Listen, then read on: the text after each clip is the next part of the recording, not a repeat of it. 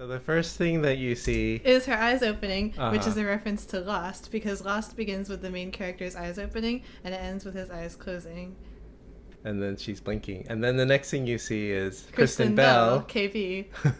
And so this came out in 2016. Uh-huh. And this is a few years after Frozen. Uh-huh. So right away, immediately, you're kind of feeling okay about yourself because it's a very friendly face, recognizable. Yes, and this would have been airing on NBC, which is kind of a more, from my understanding, as someone who doesn't know anything, family-friendly program, like Uh-huh. a very safe program. They're not allowed to swear or anything.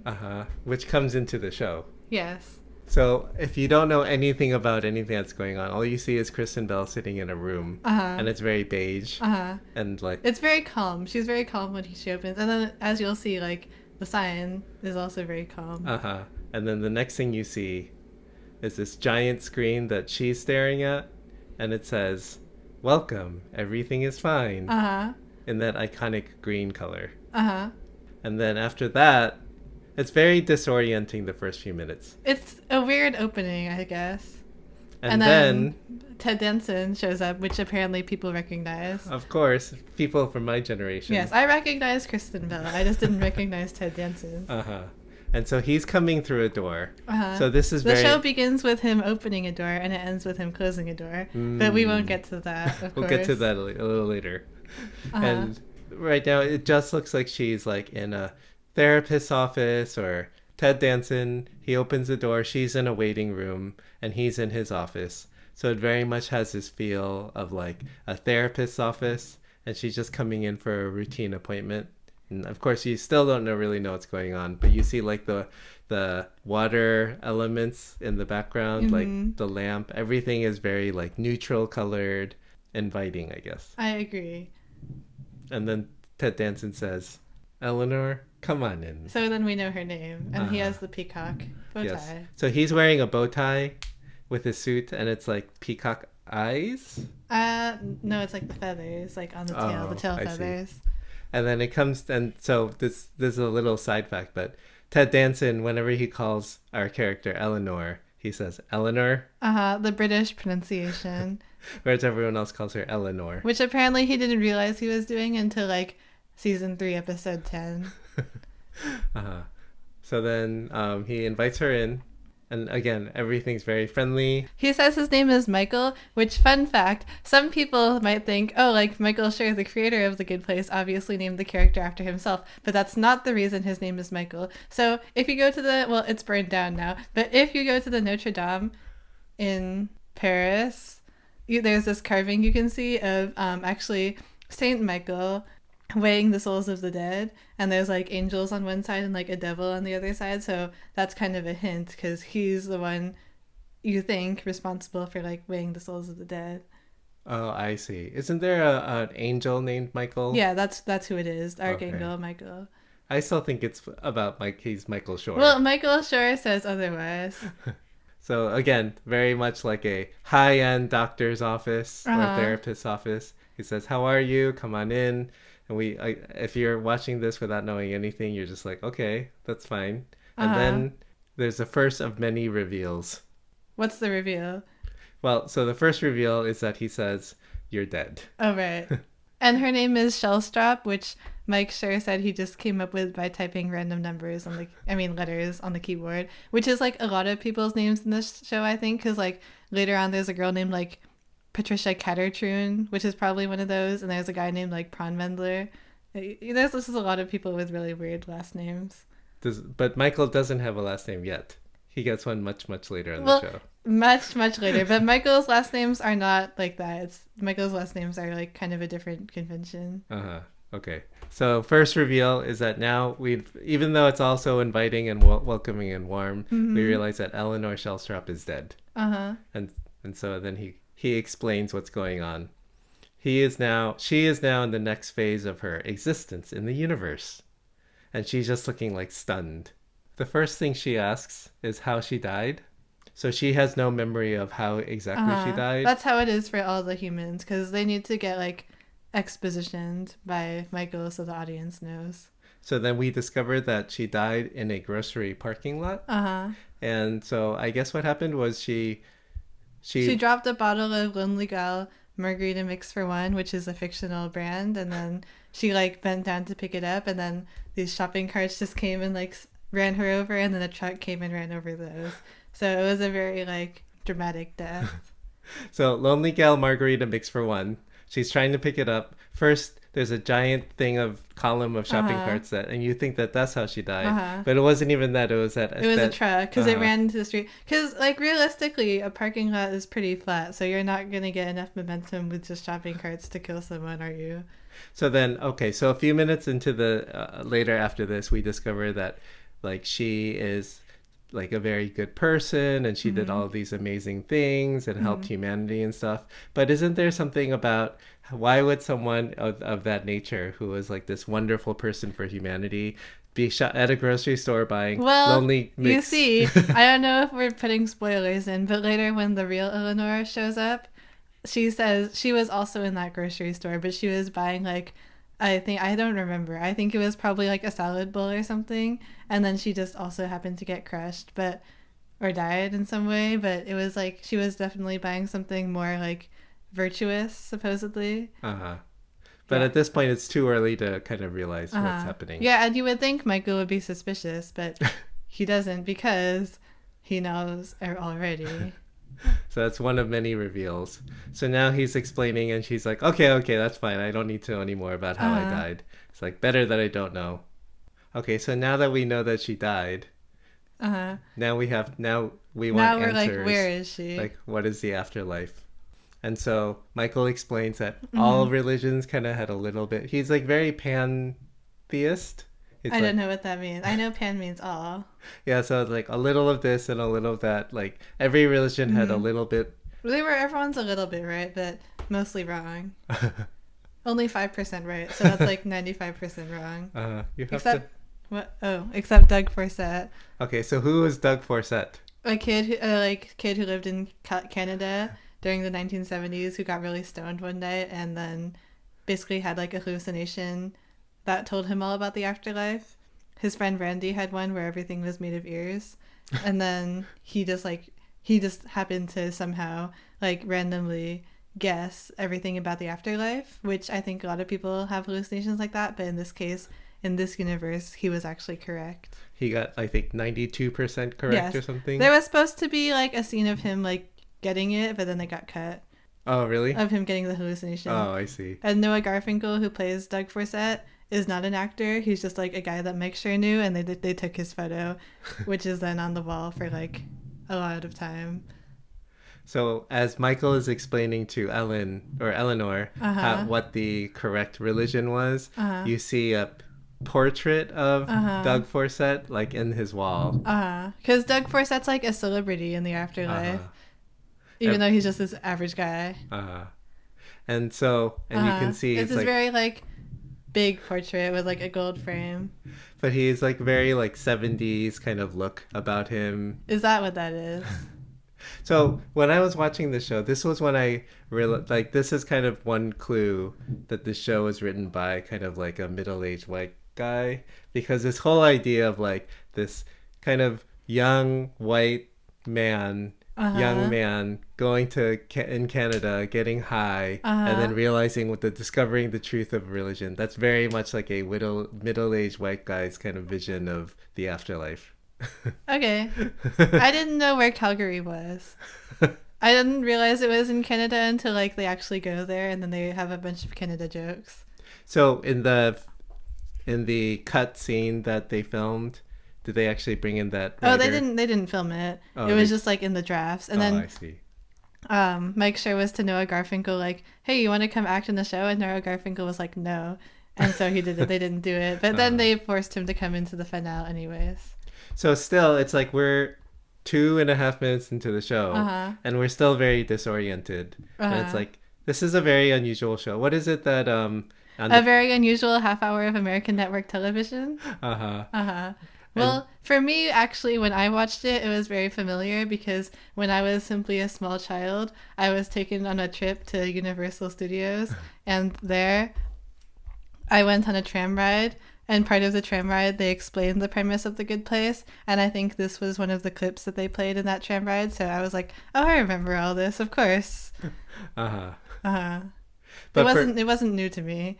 But for most people who watch American television, you're used to Uh-huh. like a certain setting, and is it a crime show? Is Uh-huh. it a sitcom? But this, it's like very disorienting. Yes. And then the next big reveal. Is she in like heaven or is she not in heaven?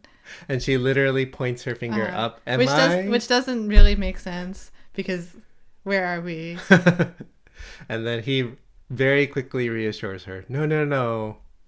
And so Michael explains there's a good place Uh-huh. and a bad place. Yes, and rewatching it, like knowing the twist, it's much more layered than like initially. Initially, it's just like context, Uh-huh. but now you can see like his performance because he knew that it was the bad place. Ted Danson knew. Uh-huh. Obviously, Michael knows. Yeah, so there's a few things to explain here. So Ted Danson, I'm assuming Kristen Bell also Yes, knew. Ted Danson, Kristen Bell, and Mike Schur, and the writers knew, and basically no one else. Uh-huh. The four babies didn't know. So 9 years after the fact, the big spoiler 9. from season 1 is that Kristen Bell thinks she's in the good place, but she's actually in the bad place, right? Mm-hmm. And that's all of season 1. And Uh-huh. at this point, he just outright lies to her Yes. and says that she's in the good place Uh-huh. when she's not. Uh-huh. But then behind the scenes, only certain people within the show Yes. knew the twist. Mm-hmm. And 4 of the supporting actors on the show, none of them knew Yes. until much later in the filming. I'm not even sure that NBC knew when Mike Schur like originally pitched the show. It was like not really part of the initial premise. Hmm. And she's relieved. Of course, he because said- anyone would be relieved. But you can also see like there's another plot twist that happens in this episode where we find out Eleanor is not supposed to be there, which is like the main twist. So like both of them are kind of keeping secrets right now. You just don't find like all of them out until later on. Can you remind me again? Does Michael realize that this Eleanor isn't the right Eleanor? There is no right Eleanor. The real Eleanor is a made-up person. Oh, No right. one would actually be that good. That like defeats the premise of the show. Okay, you clearly know this show better than I Well- do. I forgot. It's a little rusty. Yes. So another thing that Mike Schur said, it seems like he said about the show, is that he didn't really want it to be about religion per se, but more about ethics. Uh-huh. So it was like an ethical afterlife. Mm-hmm. And you get into a lot of the ethical philosophy as the show goes on, especially after we meet Chidi. Of course. Uh-huh. But the other thing too is that I don't remember, you can tell me if I'm wrong, but I don't remember Michael in future episodes just like outright lying that blatantly. I Like, think he lies a lot. does he? To me, like, what do you mean? Like he I don't know, He says, this is Sean, he's a judge. That's a lie. yeah, but I mean he's judge adjacent. No, he's not. Okay, Judge good. Jen would be very offended. Uh-huh, that's true. They're not like the same level of management. Okay, but at this point still, Uh-huh. if seeing it from Eleanor's eyes, all she Yes. knows, she died, she's in the good place, so she's relieved. But Except then, like, she's also nervous because she knows she's not supposed to be there. yeah, so then that we discover later, a little bit later on. And so now he introduces her to the neighborhood. Uh-huh. And then we Uh, see the title card, which is very simple. It's just a green background, like kind of like a street sign kind of green, I'd say, with like white letters. Hmm. Because it's a location, so it makes sense. So this green, I guess they spend a lot of time trying to figure out the exact shading of the right green to make it seem pleasant and happy. Are you And asking or are you telling? that's what I heard. Oh, okay. I didn't listen to that part. Uh-huh. And when I was growing up and watching television, they had these long introductory. With the like, and then like all the like cast persons' names. Uh-huh. But this is literally like one second, just and like a Google slide that like a fifth grader could make. No offense to Michael Well, Schur. so much happens in these episodes. It's like you watch like another like kind of television program. I feel like Parks and Rec or The Office, and I feel like not that much happens in a lot of episodes. And actually, for Parks and Rec, like so little happened that at the end. No, I'm not saying so little happened. I haven't watched Parks and Rec, but considerably less happened. So at the end, they have like 30 seconds for credits because when you're airing television, like on TV, you have to have the credits go over the scene. So at the end of Parks and Rec, they have some 30 seconds that are just like bloopers, and then the credits go over that. But in The Good Place, like, they don't have time for that because there's so many like plot points that are important that they have to fit in. They don't have time for like a long intro or like bloopers at the end. That's a good point. And it was also made when it was still network television. You had to have be exactly 22 minutes long. If it was on Netflix, they could go over or under and it wouldn't matter as much. And then we hear David Schwartz's title music. With the oboe. Okay, so then he's explaining how The Good Place works. And I guess there's like a whole multitude of different neighborhoods, right? And then each neighborhood has exactly 322 people. So she's in one of those neighborhoods. Yes. And this was when, again, you said the Universal tram ride. I remember. Yes, so this set is on the Universal lot, so you can visit it during the tram ride that they have. Not exactly the same, but pretty similar. And the exterior where they're walking through now, you could see like the yogurt places. And it's kind of like based on like those like idyllic like European towns with like the kind of boxy apartments and stuff, the colors. Kind of slightly hilly. And then the store names are pretty funny. Yeah, the store names are just like, this is a perfect heaven, and everything's like perfect. So do the store, like, well, how does it work with stores in the afterlife? You just go in? Yeah, there's no money, Uh-huh. except according to Brandt. But besides his book, there's no money. Uh-huh. You just walk in and get whatever you Yeah, need. the small adorable animal depot. Do these stores have people who, like, work there? Well, supposedly, yes, but actually, no. Uh-huh. But I think it's just Janet. Uh-huh. So we learn later that Michael is the architect, and he created this neighborhood, right? He designed it Yes. himself. And so the joke is that there's like 5 different yogurt froyo places. Because the joke is, since it's actually hell, frozen yogurt is supposedly worse than ice cream, which I don't agree with. I think it's better than ice cream, so I think I'd be perfectly happy there. I mean, you go to Yogurt Land. I do. I go to Yogurtland much more than I go to get like ice cream. Frozen yogurt is a superior dish. So I think Janet was wrong. So then as he's showing her the tour, you see the other residents, like a whole bunch of the other residents. And it looks very idyllic. Almost looks like a college campus, except for like grown-ups. Yes. And they are all grown-ups, which is kind of weird if you think about it. But I guess like canonically what it would be is that if there's kids that die, like they go to a separate neighborhood. Yeah. No children here. Yes. And so they're all gathered now in like their lawn. So I guess this is supposed to be day 1 for all 322 of them. No, because Chidi has been living there for a while. He gets there before Eleanor. So they're all gathered. Wait, but then if they've been here before, why are they all watching this like orientation video? I think it's like one of those things where like everyone shows up at camp at a different time and then it's like 5 p.m. we have to meet for orientation. Like I see. I think they had like gotten there like maybe a few hours or a day before, but like there was official orientation scheduled. 1 or 2 Jeremy Bearamys earlier. No, definitely not. Jeremy Bearimy is much longer than that. Okay. The other thing I forgot to mention about Eleanor is that she's wearing like her clothes are very like Old Navy. like this plaid suit. But again, it's not like there's nothing pretentious about her. Well, that's because that's not like what this Eleanor Shellstrop would like to be wearing, but that is what supposedly the real Eleanor Shellstrop, which she is not, would want to wear. It gets complicated. Yeah, you'll see in the flashbacks to Earth, she dresses a lot more like trashy. Okay, so then we see the video, the orientation video. So this is a very important part of like this show overall, which is that canonically in the universe, every person's actions earns them points, and like the points aren't decided by anyone, they just kind of are. And then the points are either good if you do are positive if you do a good thing, or they're negative if you do a bad thing. So if you litter, it's negative points. But if you help the homeless, it's positive points or something. And then, so I don't want to get too lost in the weeds here, but like your motivation also matters too, right? That is a subject of slight debate, but yes, the motivation matters. So if you do a bunch of like good stuff, but you only do it because you want to like look good, or you only do it because like, I don't know, if you only do it because you like want to look good for someone else, then it doesn't count.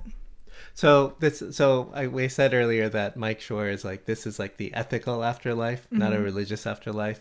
And the way that this is explained, it is like very highly like you do good deeds, you do bad deeds, and you just get judged based on your actions. Yeah, it's not like a religion where like you have to pray 5 times a day, or like you have to do this to like a god specifically. It's just about like, is this inherently good or bad? So it's highly like achievement oriented, if you will. It's based on like your merit of how good you are. And so Michael is explaining all of this to them. Yeah, it's based on like the results. But then the other thing is like, what if you do like a really small action, but it has like huge consequences? Do you get more points for that, even if you didn't necessarily mean to? Yes. Like, let's say you accidentally discover a cure for cancer, but you don't really mean to. You're just kind of doing an experiment. I mean, isn't that Mindy St. Clair? And she I got guess in. so, Well, she yeah. didn't get in, but she got pretty close considering everyone else. So the bottom line is what matters. We'll get to Mindy St. Yeah. Clair The later. bottom line is the results. It's like one of the philosophies. I do not remember which one. It's no consequentialism, I think. The intention doesn't matter so much as the consequence, but the intention kind of matters, but not really. It's kind of confusing. I feel like they didn't really know. So this is one of the things I like about this show is they have all these like tiny little Easter eggs. Yeah, because you can see like in this corner over here, there's like 2 things about tricycles. One is for fixing a broken tricycle for a child who doesn't care about tricycles, and one is for fixing it for a child who loves tricycles. And apparently, I guess fixing it for a child who loves tricycles gets you more points.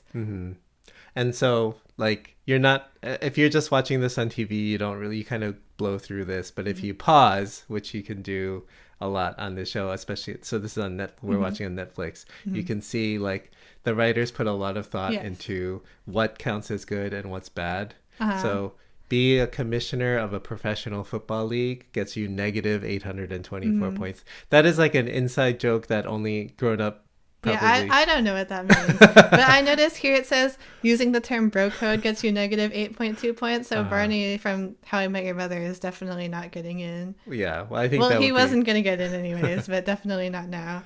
And then what do you think of this one? Remain loyal to Cleveland Browns, plus 53.8. That means nothing to me. I don't even know what sport they play, nor where they're from. I like this. I appreciate this, though. Use Facebook as the verb, negative 5.55 points. Because as a young person, quote unquote, who has to deal with all these people not knowing how to use terminology, it's very annoying. Oh, yeah. So here he says, like, if you pull into the breakdown lane when there's traffic, I don't know what that means. You get a lot of negative points. So actually, that's kind of a reference to how the show like began, like conception, because it began. Mike Scher thought of the idea when he was in traffic, and as you might know, like the traffic in LA is usually really bad. So he was like sitting in his car, watching all these like bad drivers, and he was like he made up this game in his mind that was like whenever he saw someone being a very bad driver, he was like, you get negative points, and then he was like, wait, I could turn this into a TV show. That's how the conception of this show came about. Just the conception of getting negative points for bad actions, positive points for good actions. So this is a little scary because he's saying that even when no one else like on Earth was paying attention to you, like there's all these overlords in the afterlife who's watching. Yes. It's like the Santa Claus. He sees you when you're sleeping. He knows when you're awake. It's a little creepy. It is kind of creepy. Okay, so this is the thing that really got me about this show from episode 1 is that Michael's explaining to all these people who are in the good place that only the very, very best people. It's not even like you have a slightly positive. No, I believe they say like everyone in the good place has on average about 1 million points, and you can see this woman here has around 1 million. Yes. Yeah. And it's like, so basically you have to be in like the top 1 percentile of like the community of your community in order to get into the good place. Well, I think what the show like really is, or like what it kind of is like it's kind of a criticism of how a lot of people do view the afterlife. Like the show is kind of taking the concept of like if you're really good, you get to be in heaven forever, but if you're really bad, you're getting punished eternally. And the show kind of says throughout like the course of the show, like, is that really fair? Like, is that really the way you think things should operate, or like should we give people second chances? Like, do people really deserve to be punished eternally, or is that too cruel? So I think that's like what this is partly about, because the concept that only like the very best people should get to like be saved is kind of a weird concept if you think about it. And I would even add an additional layer to that. It's that, but also like even here on Earth, it shouldn't just be that you only have 1 chance. You should have second and third and fourth chances even before you die in order to like turn things around. But the other thing that So watching this show, so Michael Shore, I knew nothing about him before Nothing watching, at all. nothing at all. But looking into his background, so he went to Harvard University. He was on this thing called the Harvard Lampoon. I think he was like the head of the Harvard Lampoon. And then What is the Harvard Lampoon? the Harvard Lampoon is it's kind of like a satire magazine, and it's meant to be like they write articles like a magazine, but it's like, have you ever heard of The Onion? Yeah. Anyways, it's like it's comedy basically, a comic. Oh that- yes, I do know because Tina Fey said like the like formula for having a perfect comedy writing team is to have half the writers from the Harvard Lampoon and half the writers from a Chicago improv show and just mix them together like Kirk and Spock.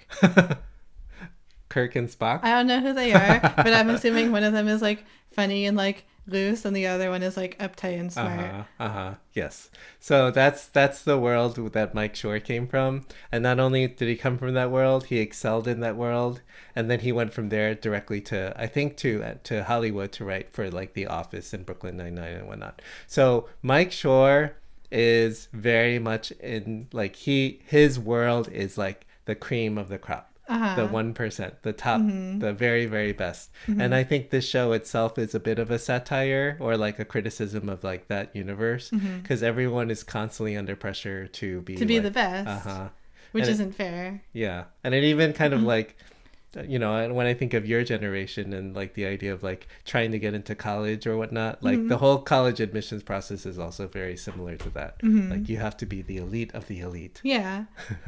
So then he's showing them the 322, all of the things that they did and examples of, and they're all like positive. Yeah, there's another traffic related one, let someone merge in traffic. This one's funny. It says, began to compose social media posts about David Bowie dying and then thought, the world doesn't need to hear my thoughts about David Bowie. I think the show criticizes social media a lot, which like, good. You mean David Bowie? Yeah, isn't that what I said? The other thing too that I think that is funny is when someone from like you or your generation watches the show, all of the jokes and the inside jokes are for like Yeah, I get like 50-year-olds. maybe 49% of any given joke. The ones that are the pop culture references, not like the broad humor ones. But I feel like I can get them from context. And so then the last thing this video shows is this concept of a soulmate. So there's 322 people, and everyone who's there, they have an assigned soulmate. Yes, which is also a concept I think the show criticizes a little bit, which is that everyone has an assigned soulmate. It's like, why should that be true? And importantly, the soulmate they have here is not necessarily the person who like they were together with on Earth. No, it's just whoever would be like best suited to them. Okay, so here she kind of looks back and sees this like random Asian guy who she thinks is hot because everyone thinks Manny Jacinto is hot. And we don't know who he is yet, but that's actually kind of a foreshadowing because in a later episode, Eleanor begins to believe that he is actually her soulmate. She's looking around. She's like, "Who's my soulmate here?" Immediately sees him. She's like, but he's not her soulmate. No. But she has suspicions. The video orientation video has this very stark white background, and it reminds me a little of I don't know if you remember this, but they had Apple had these commercials back in the day with Justin Long. I don't know who that is, nor do I know what this is. And they would have people standing in front of the white background and like talking about how much Apples are better than PCs. Wait, the Mac and the PC guys? Oh, I know that joke. That was in the show. I thought the Mac and the PC guys was a band like the Weezers, and that in the album cover, they all just stood. Because you know how the Weezers album cover is? Them like standing in front of like a green background or something? I was picturing that, but with like Mac and PC guys, which I'm realizing now isn't right, but now I know. I know. This makes so much more sense. And then the video ends with Aww. He says, "Welcome to the Good Place, sponsored by otters holding hands while they sleep." Because that's like the most like good, adorable thing ever. And then there's Tahani. And then so then we cut to a shot of Tahani, who's another one of the characters, and we see her for the first time. Haven't seen Chidi yet, though. I mean, he was there in the wide, but no close-ups yet. and then everyone applauds it. So like everything is good so far. It's like, yes, this person died, which is sad, but then since then it's like it's all good. It's all up from here. Yeah, the show doesn't really care when people die. I think it's not really treated with much sadness. So we're like about, I think that was like the first third, the first act, the first of 3 acts, and I still have no concept of like what this show is supposed to be about. What do you mean? It's just like, Oh, like you don't know like what the Yeah. like you know the setting, but you don't know like the main like cause of action. Yeah, that makes sense. which I guess is kind of similar to like in The Office, maybe in the early Maybe episodes. I still don't know what The Office is about, and I've been watching like 3 episodes. I Yeah. came to this conclusion. You know Brent? You From know how later like Brent seasons. is basically Michael from The Office? A little bit. I'm yeah. like, do I really like? No one's gonna watch a show about Brent who's the main character running an office. So who's gonna watch The Office? It was a spectacular show. 10 seasons. I know, but Brent. Iconic. This is my problem with Michael. He's Brent, and Brent sucks. Well, Michael was funnier. Is he though? I think Brent is funnier.